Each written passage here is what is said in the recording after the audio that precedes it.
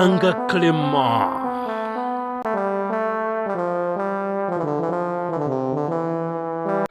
Yes, reka nongere kubaha ikaze mwese abakurikiye muganga Clement. Ndabizi ko ari kenshi wenda ushobora kuba waragiye kwa muganga uri gutekereza ko urwaye malariya, nyamara bakakubwira bati malariya twayibuze ahubwo twasanze urwaye infection yo mu maraso. Abenshi bati se infection ni iki? Ndagira ngo uyu munsi tumenye byinshi ku ndwara y'ubwandu bw'amaraso cyangwa se blood infection. Ushobora kwibaza uti rero infection mu maraso ni iki? Indwara y'ubwandu bw'amaraso ni indwara mbi cyane kandi irazahaza, ariko ikaba idakunze kumenywa na benshi kuko ariyo mpamvu ikunze no kubahitana.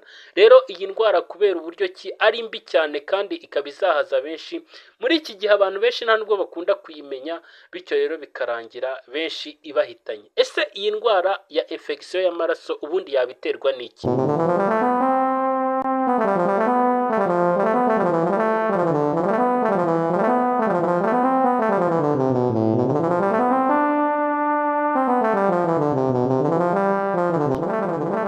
Ubwandu bw'amaraso ni indwara iterwa na bagiteri zinjira mu maraso zigatuma ibice bimwe na bimwe bibyimba ndetse bikangirika, umuntu akatangira kugira ububabare bukabije. Izi bagiteri rero ahanini ngo zishobora kuzanwa n'ibintu byinshi birimo kuba umaze igihe kinini mu bitaro kandi warabazwe, cyangwa se kuba warigeze kurwara ubwandu bw'umuyoboro w'inkari, cyangwa se kuba warigeze kurwara mugiga, umusonga ndetse n'izindi ndwara zifata ubwonko.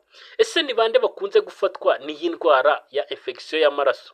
Ubwandu bw'amaraso bwafata umuntu uwo ari we wese, ariko ikunze kwibasira abantu badafite ubudahangarwa bw'umubiri burimo abana bato cyane, abantu bageze mu zabukuru, abafite ubwandu bw'agakoko gatera sida, abarwaye impyiko, abarwaye umwijima ndetse n'abarwaye diyabete. Abo bose ni abantu bashobora kwibasirwa n'iyi ndwara y'ubwandu bw'amaraso. Bimwe mu bimenyetso byakwereka ko urwaye ubwandu bw'amaraso harimo nk'ibi bikurikira: kugira isesemi no kuruka, kubura ubwenge, guhitwa no guhumeka isigane.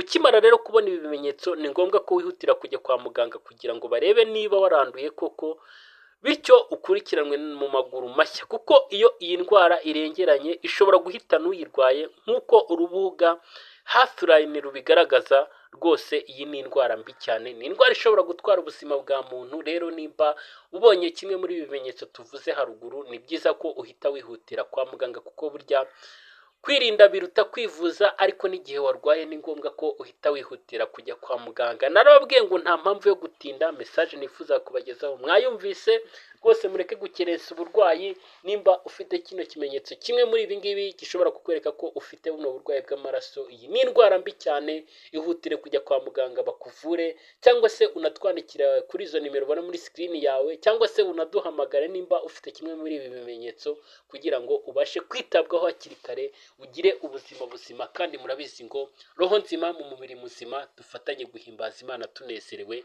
maze ubwo tuzaba twivuga imyanya myiza tuyimye, dusingiza dusabanira mu ijuru kwa mahoro ahoraho, tuzabane mu gitaramo cy'abera turirimba indirimbo z'abanesheje. Rero nta bindi byinshi ndaza kuvuga, ahubwo nagira ngo tuganire kuri iyi ndwara muyisobanukirwe. Abantu benshi ntabwo bajya bayimenya. Hari ukuntu ujya kwa muganga akakubwira ngo bagusanzemo infection yo mu maraso, nyine bakaguha imiti ukavurwa ugakira, wenda ukanabikerensa. Benshi bakavuga bati ubwo batansanzemo malariya n'ubundi wanarwara ejo bundi ukavuga tuwasanga ari infection atari malariya, ukabikerensa. Ariko reka mbabwire ngo iyi nayo ni indwara mbi cyane, ni indwara ishobora gutwara ubuzima bw'umuntu, ni indwara ugomba nayo kwihutira kujya kwa muganga kugira ngo bakuvure, kuko rwose ubuzima buzima buraharanirwa. Rero nimba ufite kimwe muri ibi bimenyetso, duhamagare utwandikire, cyangwa se wandika hasi muri comment.